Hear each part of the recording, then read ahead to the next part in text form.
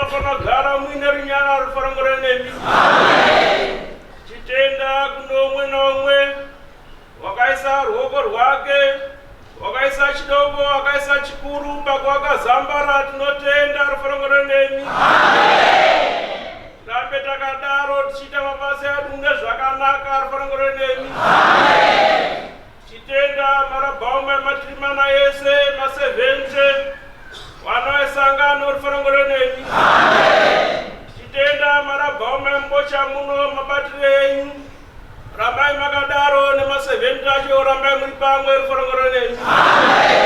Itiranai rudo muchidzorana nekuakana rufarangore nemi. Ndizvo pakuya kwekumaonoingira tenzi nekumaropa rake unofanira kusangana naro rutsvene akarurama asina dzimwe mhosva dzaanopomerwa rufarangore nemi. Kana uchipomerwa mhosva zvazvakanaka uriurira mhosva yako rufarangore nemi.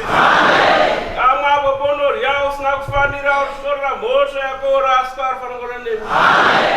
Saka umwe naumwe zvirerutsire pamwoyo pako uzvitarise kuti hauna kufanira here rufarangore nemi. Ngatigeze mwoyo yedu titi vatsvene chaivo rufarangore nemi. Tichizvininipisa rufarangore nemi.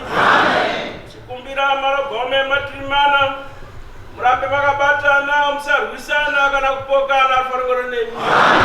Ngatiitirane rudo tichishandidzana mune zvakanaka rufarangore nemi.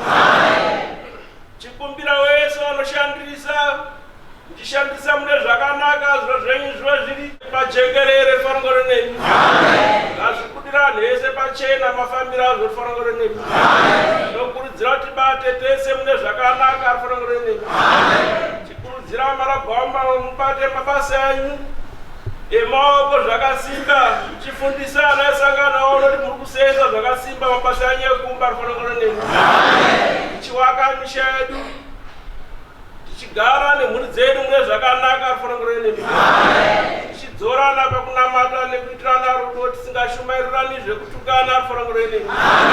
Kana zvekunyombana ngatisiyane nazvo, tiitirane zvakanaka rufarangore nemi.